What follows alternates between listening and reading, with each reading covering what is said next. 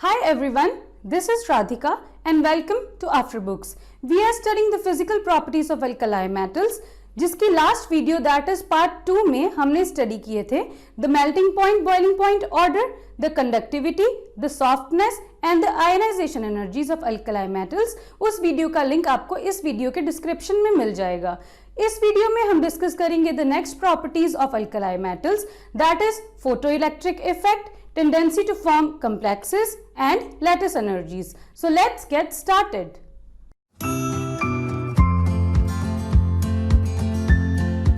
Let's start with the photoelectric effect. As the name suggests, जब हम एक electron को in the presence of photon means in the presence of light जब हम emit करवा रहे हैं, eject करवा रहे हैं, तो इस इफेक्ट को हम बोलते हैं photo electric effect. For example, if we consider a metal surface, तो वी नो कि ये सारे हमारे पास जो भी अल्कलाई मेटल्स हैं, they all contain electrons and they are electropositive in nature. और इलेक्ट्रोपॉजिटिव नेचर का क्या मतलब है कि ये अपने जो इलेक्ट्रॉन्स हैं ये रेडिली एमिट कर सकते हैं। तो फोटो इलेक्ट्रिक इफेक्ट का क्या मतलब है कि अगर यहाँ पर हमारे पास मेटल के सरफेस पे कुछ इलेक्ट्रॉन्स हैं और यहाँ पे मैं कुछ पर्टिकुलर फ्रीक्वेंसी, पर्टिकुलर एनर्जी की light E is equal to h mu के बराबर यहाँ पे इंसिडेंट करवाती हूँ और ये इलेक्ट्रॉन यहाँ से उठ के मेटल के सरफेस से बाहर चला जाता है, तो इस इफेक्ट को हम बोलेंगे photo electric effect. E is equal to h mu where E is energy, h is Planck's constant and mu is frequency। तो ये जो फ्रीक्वेंसी की वैल्यू है इसकी एक minimum value that is threshold frequency जिसको हम बोलते हैं, उतनी वैल्यू इसकी होनी चाहिए तो ही this electron can be ejected from the metal surface. Okay, now what is the difference between ionization energy and photoelectric effect?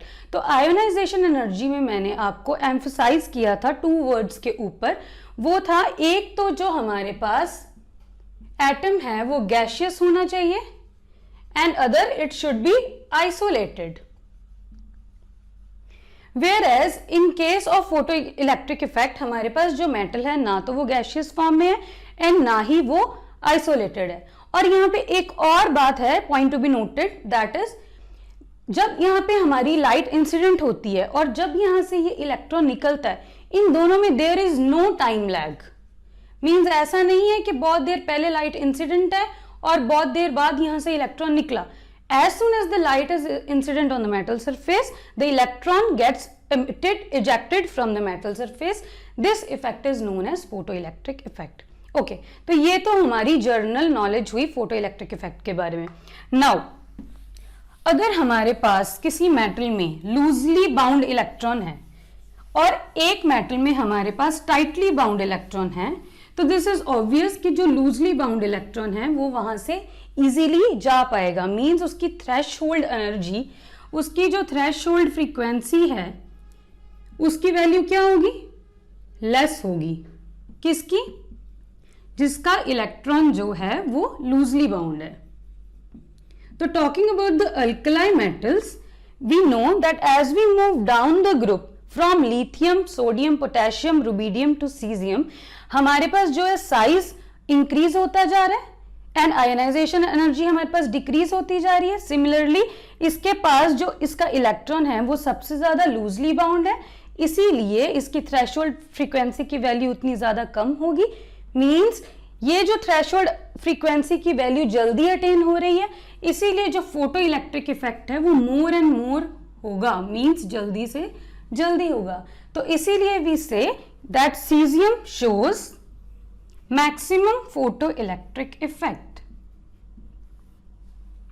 Okay, this was about photo electric effect. Now we come to tendency to form complexes. This is very important topic. Okay, complex formation के लिए if you want to form a complex we need 2 requirements.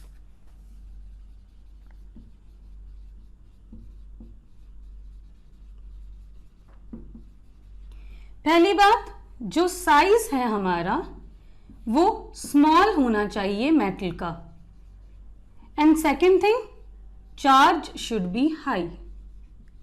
These two are the basic requirements for complex formation. Okay, now if we talk about alkali metals, जैसे we have done in our previous videos, तो उसमें हमने क्या देखा कि as we move in periodic table from left to right, our size is going on decreasing except for noble gases, which means that alkali metals are largest in size. तो ये जो size वाला फैक्टर है, जो हमें small चाहिए, ये तो बिल्कुल ऑपोजिट है, इनका बिल्कुल लार्ज साइज है, इसीलिए ये जो फैक्टर है, ये जो कंडीशन है, ये हमारी सेटिस्फाई नहीं हो रही। अब हम चार्ज की बात करते हैं।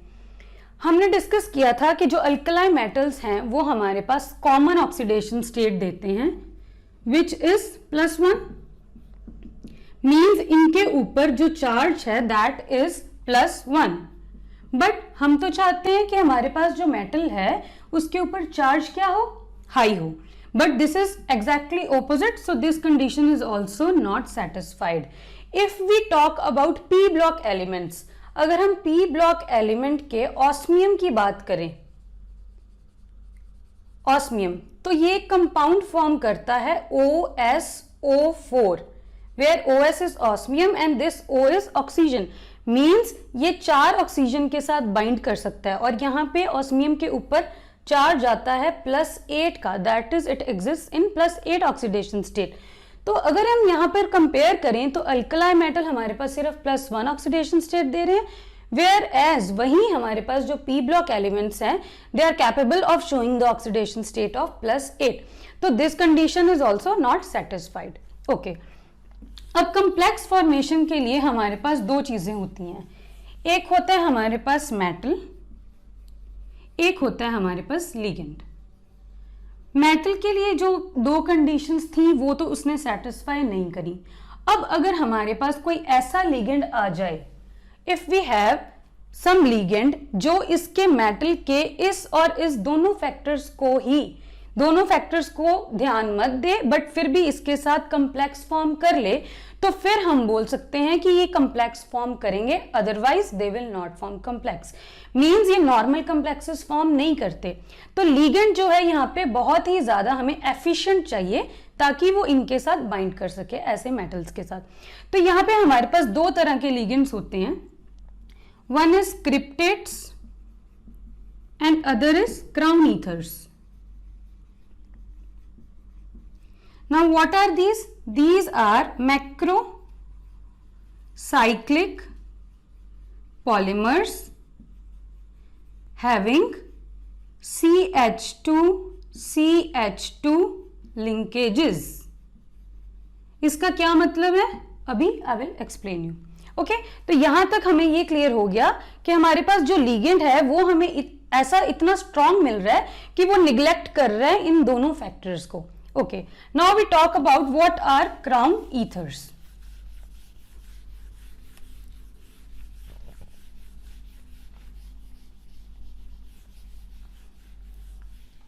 Now in crown ethers हमारे पास क्या होता है, जैसे मैंने आपको कहा कि मैक्रो बाइसाइक्लिक रिंग मींस हमारे पास 2 रिंग्स होंगी, मैक्रो मींस बहुत बड़ी बड़ी रिंग्स होंगी।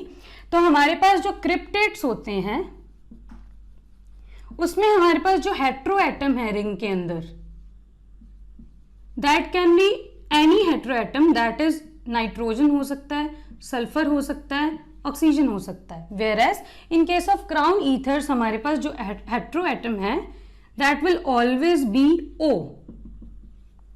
ओके, तो दीज लिगेंड्स ये इतने ज्यादा सेलेक्टिव हैं अल्कलाई मेटल्स के प्रति, मींस ये सिर्फ और सिर्फ इससे सिर्फ बाइंड ही नहीं कर रहे बल्कि सेलेक्टिवनेस भी शो कर रहे हैं कि मैं इससे बाइंड करूंगा या इससे करूंगा या इससे करूंगा। तो हम यहाँ पे कुछ एग्जांपल्स देखते हैं।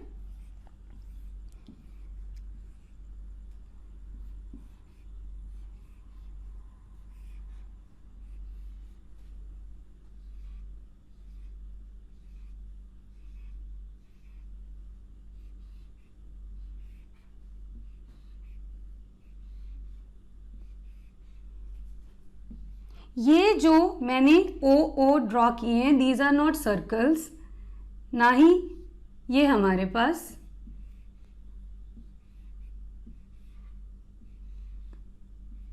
Okay, so these O are oxygen atoms and we know कि हर ऑक्सीजन एटम के ऊपर 2 लोन पेयर होते हैं जब इसने अभी 2 ही बॉन्ड्स बनाए हैं. Okay, this oxygen is forming 2 bonds, means इसके पास 2 एक्स्ट्रा लोन पेयर्स हैं.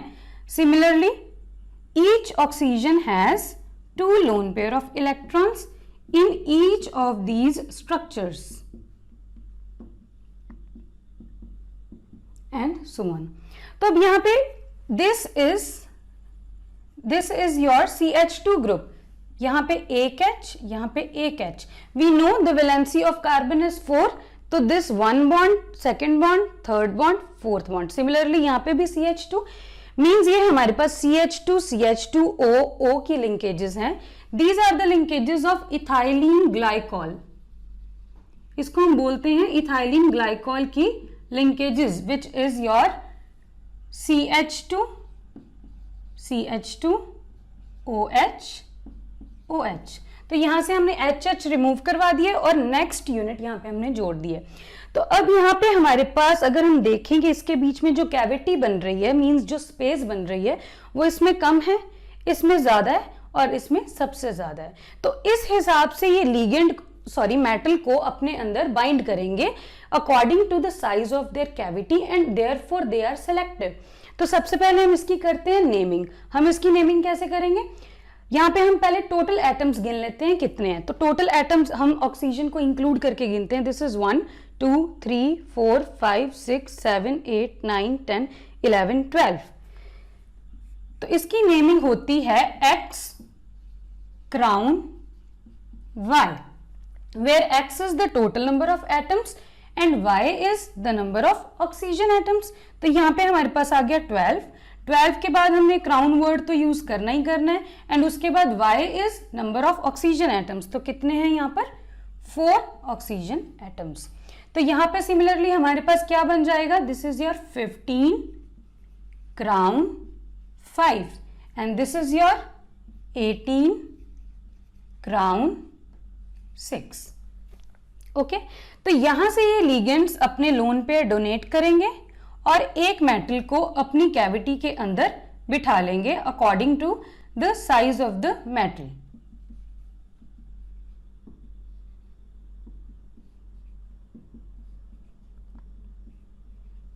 अब अगर हम देखें लिथियम का स्मॉलेस्ट साइज, सोडियम का उससे बड़ा एंड पोटेशियम का उससे बड़ा. तो यहां पे इफ वी एग्जामिन तो we see that this ligand that is 12 crown 4 is capable of accepting Li positive in its cavity. ये Li positive को अपनी कैविटी में रखता है, this and A positive and this K positive. Means इसका जो cavity size है उसका साइज ही इतना है कि वो ऐसे मेटल को अकोमोडेट कर सकता है जो उसके रिलेटिव साइज का हो. तो इसका रिलेटिव साइज लिथियम पॉजिटिव, इसका relative size sodium positive and इसका relative size potassium positive. So this was about tendency to form complexes. Now we come to lattice energy. Now what is lattice energy? Basically what is a lattice?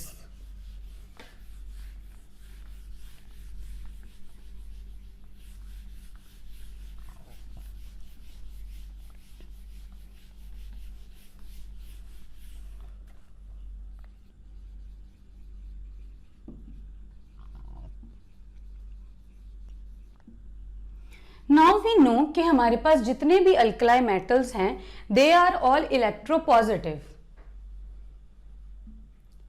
And अगर हम एक period की बात करें periodic table में, when we move from left to right, we know that electropositive character हमारे पास decrease करता जाता है. मीन्स हमारे पास जो राइट साइड वाले एलिमेंट्स हैं they are more electronegative. For example fluorine, oxygen, nitrogen. And when we move down the group हमारे पास इलेक्ट्रोपॉजिटिविटी इंक्रीज होती है. अगर हम यहीं पे एग्जामिन करें तो सीजियम हमारे पास सबसे ज्यादा इलेक्ट्रोपॉजिटिव है और लिथियम हमारे पास सबसे कम इलेक्ट्रोपॉजिटिव है. ओके, तो हमारे पास ये कंक्लूजन आया कि अल्कलाई मेटल्स हमारे पास बहुत ज्यादा इलेक्ट्रोपॉजिटिव है. तो इन पे इतना ज्यादा पॉजिटिव चार्ज होने के कारण ये बहुत ही ज्यादा इलेक्ट्रोनेगेटिव एलिमेंट्स के साथ बाइंड कर लेते हैं और एक स्ट्रॉन्ग लैटिस बना लेते हैं. अगर मैं यहाँ पे बात करूं m के ऊपर क्या चार्ज आएगा, पॉजिटिव चार्ज, क्योंकि हमें पता है metals have the tendency to lose electrons. और ये बाइंड किसके साथ करेंगे, किसी भी इलेक्ट्रोनेगेटिव एलिमेंट के साथ, से x, और इलेक्ट्रोनेगेटिव एलिमेंट के ऊपर क्या चार्ज होगा, नेगेटिव। तो इसको हम बोलते हैं कि ये एक लैटिस है। अब व्हाट इज लैटिस एनर्जी, ये जो लैटिस बन चुका इसको हमने अब तोड़ना है। The amount of energy required to break the lattice into its constituent components is known as lattice energy. Means यहां से मैं चाहती हूं कि it should break again into m positive plus x negative. मेरा कैटायन मेरे पास अलग मिल जाए मुझे, एंड अनायन मेरे पास अलग मिल जाए। बट यहाँ पे हमारे पास प्रॉब्लम क्या है, due to the maximum positive charge on metal and maximum negative charge on the ligand या on whatever species we are combining with it, यहाँ पे बहुत ही ज्यादा अट्रैक्शन होती है इन opposite charges attract each other। तो यहाँ पे इसका लैटिस इतना ज्यादा, alkaline metals they form so much strong lattice that it is not easy to break it. इसको ब्रेक करना हमारे पास इजी नहीं होता। मींस इसकी जो लैटिस एनर्जीज हैं हमारे पास बहुत ही ज्यादा हाई होती हैं for all alkaline metal complexes. If हमें अगर इसके लैटिस को ब्रेक करना है तो हमें बहुत ही ज्यादा एनर्जी देनी पड़ेगी, उसके बाद ही जाके जो हमारा लैटिस है वो अपने अपने कैटायन और अनायन में ब्रेक होगा। तो this was about the lattice energy.